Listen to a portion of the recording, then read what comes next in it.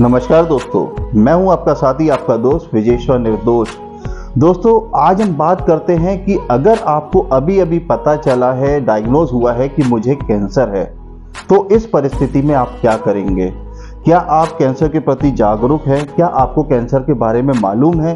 क्या ये बीमारी होती है? इसका नेचर कैसा होता है? क्या आप इससे बच सकते हैं? ये सारे सवाल आपके अंदर दौड़ने लगते हैं, पर उससे पहले दौड़ता है कि अब मुझे कैंसर हो गया है, अब मेरा जीवन समाप्त, अब मेरे साथ मेरा परिवार नहीं होगा, मैं कुछ समय का मेहमान हूँ।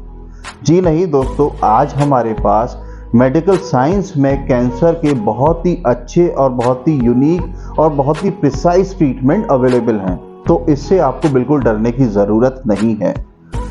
कैंसर हमेशा एक्सीडेंटली डायग्नोज होता है, इत्तेफाकन पता चलता है, क्योंकि कैंसर के जो लक्षण होते हैं वो सामान्य बीमारियों की तरह होते हैं। एक बार जब मैं अपनी जॉब पे था और ये 2008-9 का इंसिडेंट है, तो मेरे जो हॉस्पिटल के ओनर थे उन्होंने कहा मेरे सर में बहुत दर्द हो रहा है, तो वो रेडियोलॉजी डिपार्टमेंट में गए, तो वहाँ पर एक डॉक्टर से डिस्कस करने लगे, वो रेडियोलॉजिस्ट थे। तो उन्होंने बोला कि डॉक्टर साहब आइए, मैं आपका एक सीटी स्कैन कर देता हूँ, ब्रेन का देख लेते क्यों दर्द हो रहा है। तो वो टेबल पे लेट गए, ये सब मजाक में चल रहा था, पर वो टेबल पे लेट गए तो रेडियोलॉजिस्ट जो थे उन्होंने कहा कि अब मैं क्या खाली ब्रेन का स्कैन करूं, पूरी बॉडी सर की स्कैन कर देता हूं। तो जब पूरी बॉडी सर की स्कैन करी गई तो उसमें देखा कि उनको लीवर में बहुत ही एडवांस स्टेज का कैंसर बन चुका है। इसके आगे की दोस्तों कहानी मैं नहीं बता सकता हूं और उनका नाम भी नहीं बता सकता हूं, सिक्योरिटी पॉइंट ऑफ व्यू से, प्राइवेसी पॉइंट ऑफ व्यू से वो ठीक भी नहीं है। तो दोस्तों, जब ये इंसिडेंट हो गया तो मैं ये आपको इसलिए बता रहा हूँ कि कैंसर ज़्यादातर अक्सर एक्सीडेंटली पता चलता है।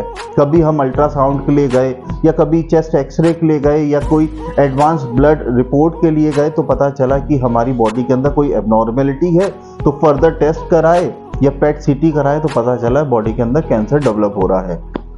और उस समय ये एक ऐसा फेज होता है कि जहाँ पर इंसान अपने आप को संभाल नहीं पाता है और कई बार इस फेज के चक्कर में बहुत गलत डिसीजन ले लेता है जो उसके परिवार के लिए अच्छे नहीं होते। दोस्तों, अगर ऐसी परिस्थिति कभी आती है तो आपको बहुत ही पेशेंस से कुछ सही समय पर सही लोगों से बातचीत करके सही डिसीजन लेने होते हैं। सबसे पहले तो आपको अपने डॉक्टर की एडवाइस लेना ही लेना है, क्योंकि दोस्तों इस वीडियो में मैं आपको बता देना चाहता हूं, कैंसर का इलाज हमारे इंडिया के अंदर अब बहुत ही अच्छे तरीके से और बहुत ही प्रिसाइज तरीके से और बहुत ही एडवांस तरीके से मिल जाता है। यहाँ पर आपको सोचने की कोई ज़रूरत नहीं है। जैसा इलाज विदेशों में होता है उससे कहीं अच्छा इलाज आज हमारे इंडिया के अंदर कैंसर का होता है। और जबकि मैं खुद कैंसर के पेशेंट्स का ट्रीटमेंट करता हूं, तो मैं ये भी देखता हूं कि विदेशों से लोग आते हैं इंडिया के अंदर अपने इलाज को कराने के लिए। तो अपनी सोच को आपको पॉजिटिव रखना है, अपने एटमॉस्फेयर को पॉजिटिव रखना है, क्योंकि उससे कहीं ज़्यादा परेशानी होती है जो आपके साथ आपका परिवार अटैच होता है। परिवार में माता पिता हैं, भाई बहन हैं, बच्चे हैं, ये परिस्थिति किसी के भी साथ आ सकती है। तो जब परिवार यूनाइट होता है, फ्रेंड्स यूनाइट होते हैं, तो हमें एक मॉरल सपोर्ट बहुत ही अच्छा मिलता है, जो कि हमारी बीमारी को ख़त्म करने के लिए काफ़ी होता है। इसका मैं एक एग्जाम्पल बताता हूँ कि करीब 2009 की बात है। एक लेडी थी, वो नेपाल से आई थी ट्रीटमेंट के लिए। तो वहाँ पर हमारी गायनोकोलॉजिस्ट ने उनको असेस किया और देखा कि इनकी जो बीमारी है वो सर्विक्स कैंसर था और बीमारी उनकी बहुत ही एडवांस थी, स्टेज 4 की। तो हमारे जो गायनोकोलॉजिस्ट थी उन्होंने एडवाइस करा कि देखिए, जो आपकी लाइफ बची हुई है आप अपने घर पे बिताएं, क्योंकि आप बहुत दूर आए हैं ट्रीटमेंट कराने के लिए और इसमें बहुत ज़्यादा कुछ अब रिजल्ट नहीं मिलने वाला। तो जो आपका बचा हुआ जीवन है वो आप अपने परिवार के साथ स्पेंड कर लीजिए। तो इस सोच के साथ वो पेशेंट वापस नेपाल लौट गई और आप यकीन नहीं मानेंगे, करीब 2 साल के बाद वही पेशेंट वापस आता है उसी हॉस्पिटल में और वो डॉक्टर से मिलता है। तो हमारी गायनोकोलॉजिस्ट उसकी एग्जामिनेशन करती हैं और वो आकर के ये बताती है, हम सबके साथ शेयर करती हैं इस चीज़ को कि मैंने इसको स्टेज 4 में देखा था और आज इसकी बीमारी दिखती ही नहीं। उसने लेडी ने कोई ट्रीटमेंट नहीं कराया, मगर उसकी अप्रोच इतनी पॉजिटिव थी, वो इतना पॉजिटिव सोच की महिला थी कि उसने अपनी बीमारी को अपनी सोच के ही दम पर ख़त्म कर दिया या कम कर दिया। जब आपकी सोच भी अच्छी रहती है, आप डिप्रेस्ड नहीं रहते, आप मोटिवेटेड रहते हैं, आप ये सोचते कि मुझे अपनी बीमारी को कैसे ख़त्म करना है, तो आपकी बॉडी के रिफ्लेक्सेस भी, आपकी बॉडी के हार्मोन्स भी उसी दिशा में काम करने लगते हैं। मगर रियलिटी ये है कि हर किसी के साथ ऐसा सोच पाना मुमकिन नहीं होता, हर कोई एक तरीके से नहीं सोच सकता। मोटिवेशन ही यही है कि मैं आपको अवेयर कर सकूं कि इस बीमारी से आप लड़ सकते हैं, क्योंकि आज के समय में भी हम कैंसर को एक छुआछूत वाली बीमारी समझते हैं, एक स्टिग्मा समझते हैं, उसको एक कलंक की तरह देखते हैं। तो आज हम अपनी सोसाइटी में जब कभी ऐसी परिस्थिति में होते हैं, डिस्कस भी नहीं करते, चुपचाप से अपना ट्रीटमेंट कराते रहते हैं, लोगों से सही एडवाइस भी नहीं ले पाते, क्योंकि हमने अपनी बीमारी को छुपा रखा है।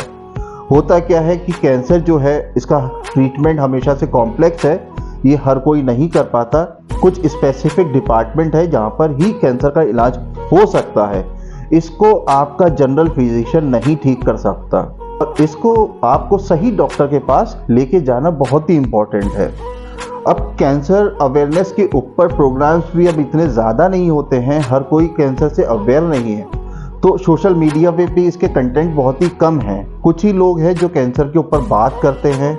और दोस्तों, मैं आपको यहाँ पर बताना चाहूँगा, अगर आप इन परिस्थितियों में हैं जो निकल चुके हैं, अगर हम सब मिलकर के एक ऐसा प्लेटफॉर्म बना करके सोशल मीडिया पे अपने कंटेंट को शेयर करते हैं कि मैं कैंसर सर्वाइवर हूँ, मैंने कैंसर की जंग को लड़ा है, मैंने कैंसर की जर्नी को देखा है, किस तरीके से मैंने किन परिस्थितियों से निकल करके अपनी बीमारी को जो कैंसर की थी उसको हराया है, और आज मैं कैंसर फ्री हूँ और मैं एक कैंसर सर्वाइवर हूँ।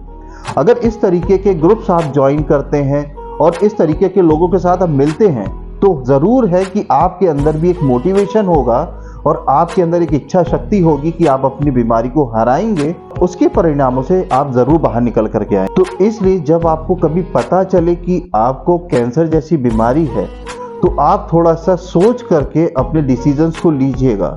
बिल्कुल भी पैनिक होने की ज़रूरत नहीं है, क्योंकि आज हमारे पास कैंसर के सबसे एडवांस ट्रीटमेंट अवेलेबल है इंडिया के अंदर, गवर्नमेंट हॉस्पिटल्स में भी और प्राइवेट और कॉर्पोरेट हॉस्पिटल्स में भी। जब कभी ऐसी परिस्थितियाँ आएंगी तो आपको कैंसर अवेयरनेस से जुड़ी हुई चीज़ों को ज़रूर देखना चाहिए, उनको फॉलो भी करना चाहिए। बहुत सारे डॉक्टर्स ने वीडियोस बना करके यूट्यूब पे डाले हुए हैं, आप उनको भी देखिए, उनसे मोटिवेट होइए, और आपको पता चलता रहेगा कि कैंसर में क्या परिस्थितियाँ होती है, कैसे इलाज होता है, और कैंसर जैसी बीमारी को आप कैसे हरा सकते हैं। और मेरा ये कैंसर अवेयरनेस पे वीडियो बनाने का मकसद ही यही है। कई बार लोग बहुत परेशान हो जाते हैं, अपनी लाइफ से बहुत परेशान हो जाते हैं कि उनको कैंसर जैसी बीमारी का जब सामना करना पड़ता है तो उनको कोई रास्ता नहीं दिखाई देता। उनको लगता है कि सारे रास्ते अब बंद हो चुके हैं, अब हमारा जीवन यहाँ से आगे नहीं बढ़ सकता। दोस्तों, अपने आप को मोटिवेटेड रखिए। बहुत सारी चीज़ें हैं आप करके अपने जीवन को बचा सकते हैं। बहुत सारे ट्रीटमेंट्स हैं, आप अपने ट्रीटमेंट को लेकर के अपनी बीमारी को हरा सकते हैं। कैंसर से आप फ्री हो सकते हैं। अपने आप को डीमोटिवेट, डिप्रेस्ड बिल्कुल भी मत करिए। अपने डॉक्टर की सलाह मानिए, अपने डॉक्टर्स की सुनिए, वो आपको एकदम क्योर कर सकते हैं। और कैंसर जैसी बीमारी को हम और आप मिल करके अवेयरनेस के थ्रू इस तरीके से ख़त्म कर सकते हैं। उम्मीद करता हूं दोस्तों आपको ये मेरा वीडियो पसंद आया होगा, तो इसको लाइक, शेयर, सब्सक्राइब ज़रूर कर दीजिएगा, ताकि हम और आप ऐसे ही लोगों की मदद कर सकें। तब तक मिलते हैं अगले वीडियो में। अपना ध्यान रखिए, सुरक्षित रहिए। नमस्ते, जय हिंद।